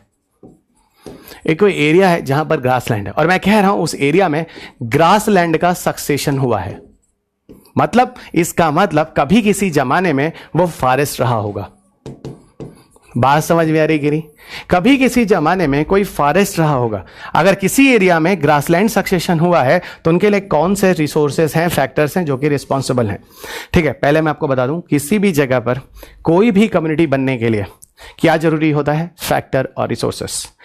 आप में से जितने भी बच्चे मेरी क्लासेस ज्वाइन कर रहे हैं और मुझे सुन रहे हैं, है ना, वो क्या है, आपको लगता है कि ये रवि सर और उनके सोर्सेस की किताबें जो हैं, ये फैक्टर और रिसोर्सेस हमारे एग्जाम के हिसाब से उचित हैं, इसलिए आप अपनी जान बचाने के लिए मेरे पास आते हैं और मेरी मदद से अपनी सफलता लेते हैं, ठीक है। ऐसे समझो जैसे मैं समझा रहा हूं। मेरी बात ये हो रही है कि ये बताओ कोई जगह है जहां पर जंगल था और वो आज ग्रासलैंड में कन्वर्ट हो गया, ठीक है। तो वहां पर कौन कौन से फैक्टर्स हैं, मैं आपको कुछ आंसर देता हूं, जरा समझना। मैंने कहा भाई वहां पे फायर है, वहां पे न्यूट्रिशन है, समझना, वहां पे न्यूट्रिशन है, वहां पे रेन है ना, वहां पे ड्राइनेस है ना, ड्राइनेस है ना, ड्राइनेस मतलब वहां पे एरिड कंडीशन है। मैं आपको कुछ कंडीशंस दे रहा हूं, एरिड कंडीशन है यानी लैक ऑफ वाटर है, लैक ऑफ वाटर है, got it, lack of water है ना। इनमें से मैंने कहा 1, 2, 3 और 4, और फिर मैंने ऑप्शन बना दिया, ए ऑप्शन बना दिया, बी ऑप्शन बना दिया, सी ऑप्शन बना दिया, डी, ठीक है। समझना, किसी भी एरिया को फॉरेस्ट बनने के लिए, किसी भी एरिया को ग्रासलैंड बनने के लिए क्या जरूरी है, और उसका उल्टा कर दो तो किसी भी एरिया को फॉरेस्ट बनने के लिए जरूरी है, ठीक है। इसका मतलब अगर कोई फॉरेस्ट का एरिया ग्रासलैंड में जाकर कन्वर्ट हो रहा है, इसका सक्सेशन हो रहा है, तो उसके लिए कौन सी लिमिट होनी चाहिए। सबको पता है, देखो एक बात बताता हूं, घास का जो मैदान होता है यह हमेशा ड्राई एरिया होता है, यानी यहां पर पानी कम होता है, यानी एरिड एरिया होता है, ठीक है। घास के मैदानों में कभी भी आग नहीं लगती है ना। ये सब चीजें कहां होती, घास के मैदान में, क्योंकि ड्राई एरिड एरिया है, इनकी प्रोडक्टिविटी बहुत ज्यादा होती नहीं, इसलिए इन एरियाज में न्यूट्रिशन बहुत कम चाहिए होता है। इसीलिए घास वास को हम लोग वीड्स या अनवांटेड प्लांट्स के अंदर मानते हैं, ये कहीं भी हो जाया करते हैं, कोई न्यूट्रिशन मिले या ना मिले आसानी से हो जाया करते हैं, ठीक है। अब आप खुद गेस करो, किसी एरिया में अगर कोई फॉरेस्ट ग्रासलैंड में कन्वर्ट हो रहा है, इसका मतलब वहां पे फायर टाइप का प्रॉब्लम होगा, और अगर फायर है तो ग्रासलैंड होगा, क्योंकि ग्रासलैंड में कभी फायर होता नहीं। न्यूट्रिशन का कोई इशू है ही नहीं, ठीक है, तो ये गलत है। फायर तो सही और न्यूट्रिशन का कोई इशू है ही नहीं, इनको न्यूट्रिशन चाहिए ही नहीं, तो न्यूट्रिशन की कोई कमी का कोई इशू आया ही नहीं रहा है। अच्छा, रेन क्या है? ग्रासलैंड को रेन का भी कोई इशू नहीं है। रेन और न्यूट्रिशन तो ज्यादा इनको चाहिए। ग्रासलैंड तो वहां पे जहां पे फायर हो रहा है, और ग्रासलैंड वहां पे है जहां पर लैक ऑफ वाटर है, जो कि वीड्स होते हैं एक तरह के और कहीं भी ग्रो कर जाते हैं। यानी फायर और lack of water is the limit for what? Grassland, और nutrition and rain is the limit for the succession of forest. अब ये अपना दिमाग लगाना, मैं एक आपको एग्जांपल बता रहा हूं, this is the UPSC prelims question paper, है ना। आप इसको करंट अफेयर्स बोलिए, हम इसको स्टैटिक बोलते हैं। ये क्वेश्चन आपको आगे मिलेगा, एवरीबडी रिमेंबर इट। समझ में आ रही है बात की नहीं? ठीक है, ये इसको दिमाग लगाओ और आप आसानी से गेस कर सकते हो मेरा कहने का क्या मतलब है। ओके एवरीवन, इसको आप आसानी से समझ सकते हो जो मैं कह रहा हूं, ठीक है। चलो अब हम आपको फिर पीछे लिए चलते हैं। इन्वायरमेंट भी कोई 40 पन्ने का नोट्स नहीं है। अभी जब क्वेश्चन पेपर आपको दिखाऊंगा तो आंख खुलेगा, आंख खुलेगा, ठीक है, आंख खुलेगा। अब मैं आपको लिए चलता हूं कुछ टर्मिनोलॉजीज पर, ठीक है। इन टर्मिनोलॉजीज को जरा समझो, और ये टर्मिनोलॉजीज सारे के सारे बड़े इंपॉर्टेंट हैं। This all the terminologies are very very important, जिसपे थोड़ा थोड़ा हम लोग बात करेंगे। आराम से बैठ के बात करते हैं, समझो जरा। एक टर्म है जिसका नाम लिखा है फाउंडेशन स्पीसीज, है ना। एक टर्म है जिसका नाम लिखा हुआ फाउंडेशन स्पीसीज, ठीक है। अब पहले बात होती है फाउंडेशन स्पीसीज क्या होता है। देखो, फाउंडेशन मेंबर समझते हो, जो सबसे पहले वहां पर आता है वो उसका फाउंडेशन कहलाता है, फाउंडेशन मेंबर कहलाता है, जो वहां की शुरुआत करता है। तो असल में क्या होता है, वो स्पीसीज जो किसी भी जगह पर सबसे पहले आती है और फिर जाकर वहां पर एक कम्युनिटी या इकोसिस्टम डेवलप होता है, वो चीज वहां के लिए एक फाउंडेशन स्पीसीज कहलाती है। समझ में आ गई बात? जो फाउंडेशन स्टोन वाली जो स्पीसीज होती है, यानी किसी जगह पर जब कोई कम्युनिटी बनना होता है, कुछ होता है, जो सबसे पहले वहां पर पहुंचने वाला होता है, जो आगे चलकर एक पूरा ग्रुप बना लेता है, वो एक फाउंडेशन स्पीसीज कहलाता है। इसको मैं जरा समझाता हूं कैसे। असल में एक एल्गा है जिसका नाम है बच्चा केल्प। क्या नाम है? केल्प, है ना, केल्प। केल्प एक स्पेसिफिक ग्रुप का एल्गा होता है। शायद I am little bit confuse, शायद ये ब्राउन कलर के एल्गा होते हैं, ठीक है, नाम नहीं आता। इसमें 2-3 एल्गास होते हैं। अगर मान लो कोई एरिया है, जैसे मान लो मैंने क्या किया, एक गड्ढा खोद दिया, समझना भाई, गड्ढा खोद दिया, और गड्ढा खोदने के बाद मैं वहां पे 5 साल बाद जा रहा हूं, पता चल रहा है उसमें मछलियां आ गई हैं। मैंने मछली नहीं डाली, ऊपर वाले ने मछली नहीं गिराई, ठीक है ना। लेकिन मैं देख रहा हूं कि 5 साल बाद वहां बारिश होने के बाद, गड्ढा भरने के बाद अपने यहां वहां एल्गा हो गया, वहां पर वाटर हाइकिन सारे आइकोनिया जैसे पौधे हो गए, उसके अंदर मछलियां आ गई। ये सारा का सारा इसलिए हुआ क्योंकि सबसे पहले उस जगह पर किसी वाटर बॉडीज के अंदर आने वाला जो ग्रुप का ऑर्गेनिज्म होता है उसको हम केल्प कहते हैं, जो कि स्पेसिफिक तरह के एल्गी होते हैं। शायद मैं थोड़ा कंफ्यूज कर रहा हूं, आप गूगल करोगे आपको मिल जाएगा। इट्स या आगे लेक्चर में आपको बता दूंगा। शायद ये ब्राउन कलर के एल्गा होते हैं, सबसे पहले ये वहां पर आते हैं। इसका मतलब ये कहीं ना कहीं हवा में इनके स्पोर वगैरह चीजें सस्पेंड हो रही होती हैं और जाकर वहां पर पहुंचकर उनका ग्रोथ कर जाती हैं। आप में से कोई जाकर वाटर बॉडीज में कुछ नहीं डालता, लेकिन सबसे पहले वो अपने आप वहां हो जाती हैं। इसका मतलब हवा में इस तरह की चीजें होती हैं जिनके स्पोर वगैरह जैसे इनको चीजें मिल जाती हैं, सबस्ट्रेटा न्यूट्रिशन की चीजें, वाटर बॉडीज ये ग्रो करने लगती हैं। तो कोई केल्प किसी पर्टिकुलर एरिया के लिए क्या है, एक फाउंडेशन स्पीसीज है, जिससे चलकर किसी पॉन्ड का पूरा इकोसिस्टम शुरुआत होती है। यानी केल्प इज द फाउंडर, जो कि वहां के लिए एक पायनियर है। फ्लैगशिप स्पीसीज क्या कहलाता है? फ्लैगशिप स्पीसीज क्या होता है? जो किसी जगह के लिए सबसे प्रेशियस होता है, सबसे बहुमूल्य होता है ना। जो सबसे प्रेशियस वाला जो स्पीसीज होता है किसी पर्टिकुलर जगह के लिए, वो फ्लैगशिप कहलाता है ना। जिसकी वजह से वो पूरी जगह जानी जाती है, उसके इंपॉर्टेंस की वजह से। जैसे आपको मैं बताऊं, अगर मैं बोलूं जैसे 1 horn dinosaurs Kaziranga national park, तो काजीरंगा नेशनल पार्क में ऐसा थोड़ी ना बच्चा कि सिर्फ डायनासोर्स ही हैं, लेकिन वो 1 हॉर्न डायनासोर्स की वजह से 1 हॉर्न डायनासोर्स जो है वो वहां का एक फ्लैगशिप है। कहां? काजीरंगा का। और आपको बताऊं उसी चीज के लिए कंजर्वेशन भी किया जाता है वहां पे। तो फ्लैगशिप हम समझ में आए। जैसे गिर के अंदर लॉयन है, एशियाटिक लॉयन है, तो एशियाटिक लायन किसी गिर नेशनल फॉरेस्ट के अंदर क्या है? गिर नेशनल फॉरेस्ट के अंदर एशियाटिक लायन एक फ्लैगशिप स्पीसीज है, जो सबसे, जैसे आप बोल लो Ravi sir is a very flagship for my life, उनका इंपॉर्टेंस बहुत ज्यादा है। भाई मैं थोड़ा फेंक रहा हूं अपने बारे में, लेकिन मैं कह रहा हूं मान लो कुछ अगर ऐसा है किसी एक बच्चे के लिए, तो उनके लिए हो सकता है मैं बड़ा बहुमूल्य हूं, फ्लैगशिप उनकी लाइफ में, उनके सिलेक्शंस के लिए कुछ ऐसा, ठीक है। अच्छा, इंडिकेटर स्पीसीज आप लाइकेन से दिमाग लगाओ। Lichens are the indicator of air pollution, याद आ रहा है कि नहीं आ रहा है? सल्फर डाइऑक्साइड की मात्रा बढ़ रही है तो लाइकेन मर रहे हैं कि नहीं मर रहे हैं? वो आपका हो गया। उस तरह की चीजों को आप क्या करोगे? उस तरह की चीजों को आप इंडिकेटर बोलो। ठीक है, तो लाइकेन के बारे में हम लोग पीछे पढ़ चुके हैं। इस तरह की प्रजातियों को, जीवों को हम क्या कहते हैं? इंडिकेटर स्पीसीज कहते हैं। और चलो, बायोटाइप क्या होता है? बायोटाइप क्या होता है? देखो, an area with uniform environmental condition in plants and animal populations। ठीक है, यानी एक ऐसी जगह जहां का environmental condition हमेशा ही वैसा बना रहता है, उसमें किसी तरह का कोई चेंज नहीं आता है, उस जगह के को हम बायोटोप कहते हैं। ठीक है, जैसे मैंग्रोव्स हमेशा बायोटोप वाली कंडीशन में होते हैं। हाँ सर, सही बात है, गर्मी में जाओ तो भी वहां पे वही क्लाइमेट है, ठंडी में जाओ तब भी वही क्लाइमेट है, वहां पे कोई चेंजेस या परिवर्तन हो ही नहीं रहा उस तरीके से, तो वो क्या होगा? वो बायोटोप होगा। Mangroves is the best example of biotope. अगला हम आपको लिए चलते हैं की स्टोन स्पीसीज के बारे में। देखो, ऐसा होता है, जैसे मैं एक एग्जांपल समझाता हूं। मान लो मैं किसी कोचिंग में क्लास लेने गया। ठीक है, कोचिंग में उस क्लास में बच्चे हैं 250, है ना, और लेकिन बच्चों की संख्या हो गई है 60 या 70 या 80, है ना। अब जैसे ही मैं अचानक पहुंचा, आज तो मुझे 70-80 बच्चे मिले, लेकिन कल जो मैं दूसरे दिन गया क्लास के अंदर, ठीक है, इसका मतलब पहले जो क्लास चल रही थी उसकी वजह से क्लास में बच्चों की स्ट्रेंथ कम हो गई।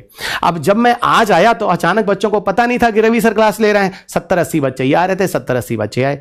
कल को जब मैं फिर दोबारा क्लास के अंदर एंटर किया, पता चला मेरी क्लास में जो 250 बच्चे थे 225 बच्चे हो गए। तो आप पूछोगे सर ये क्यों हो गया? मेरी वजह से हो गया, और क्या हो गया? तो मैं उस जगह के लिए कीस्टोन हूं, जिसकी वजह से वहां से फिर से पूरी डाइवर्सिटी मेंटेन हो गई। अच्छा, तो सर आप यह कहना चाह रहे हैं कि आप उस जगह के लिए एक ऐसी स्पीसीज है या जो किसी कम्युनिटी को सिस्टम है जिसकी वजह से वहां की पूरी डाइवर्सिटी मेंटेन हो जाती है, वो स्पीसीज वहां के लिए कीस्टोन है? डेफिनेटली। अब आप कहोगे सर आप अपने अलावा कोई और एग्जांपल दीजिए। मैं अगर अपने अलावा कोई और एग्जांपल देना चाहूंगा तो मैं कहूंगा भैया ऐसा करो, किसी पर्टिकुलर एरिया में जो इंसेक्ट्स होते हैं ना, जिनको आप पॉलिनेटर्स कहते हैं, है ना, अगर वो पॉलिनेटर्स नहीं होते तो प्लांट्स के पॉलिनेशन इधर उधर नहीं हो रहे होते, और प्लांट्स के पॉलिनेशन इधर उधर नहीं हो रहे होते तो उनका नया लाइफ, नया वेजिटेशन नहीं आ रहा होता, उस पूरे एरिया का बायोडाइवर्सिटी खत्म हो जाती। तो कोई पॉलिनेटर्स या इंसेक्ट उस जगह के लिए क्या हो सकते हैं? कोई पॉलिनेटर्स या इंसेक्ट उस जगह के लिए एक कीस्टोन हो सकते हैं। यही चीजें हैं, याद रखनी है। जैसे देखो लिखा है, कोई ट्रॉपिकल रेन फॉरेस्ट के अंदर डिफरेंट टाइप ऑफ जो फिक्स वगैरह होते हैं, है ना, जो फिक्स वगैरह जो पॉलिनेशन करते हैं, वो वहां के लिए कीस्टोन है। लिंक स्पीसीज के बारे में मैं आपको बताऊं, मैंने आपको बताया, अगर आप थोड़ा सा दिमाग लगाओ, माइकोराइजल फंगी, है ना, जो क्या करते हैं सॉइल और पौधों के बीच में न्यूट्रिशन के लिए जुड़े होते हैं। सॉइल से क्या करते हैं? फास्फोरस, फास्फेट लेकर किसको देते हैं? पौधों को फॉस्फोराइलेशन, और पौधों से क्या लेते हैं? कार्बोहाइड्रेट्स। तो ये माइकोराइजल जो लिंक्स होती है ना, एक्टोराइजा, एक्टोट्रॉफिक माइकोराइजा, एंडोट्रॉफिक माइकोराइजा, या तो सरफेस के ऊपर होकर मदद करते हैं या प्लांट्स के अंदर, रूट्स के अंदर रहकर मदद करते हैं, जो हायर प्लांट के रूट्स के अंदर रहते हैं। ये हम लोग पीछे बात कर चुके हैं बच्चा, कहां? इंटरेक्शन एमंग ऑर्गेनिज्म में। और मुझे अभी भी याद है, मैंने पिक्चर भी दिखाया था, इंटरेक्शन एमंग ऑर्गेनिज्म, और मैंने कहा था कि माइकोराइजा सॉइल के पीएच को भी मेंटेन करते हैं। यह क्वेश्चन यूपीएससी ने एक बार पूछा भी है। ठीक है, तो माइकोराइजा एक तरह का क्या है? एक लिंक स्पीसीज है जो दो ऑर्गेनिज्म के बीच जुड़ने का काम करता है। तो ये रहा आपका एक छोटा सा टॉपिक जो कम्युनिटी का था, जो मैंने आपको करा दिया। Got it? ये पूरा का पूरा टॉपिक याद रखना, this is very very important for examination. ये हमने कर लिया है। ठीक है, तो चलो दोस्त, आगे के लेक्चर में फिर मिलेंगे। तब तक अपना ख्याल रखिए, स्वस्थ रहिए, खुश रहिए, मस्त रहिए, मुस्कुराते रहिए। जय हिंद।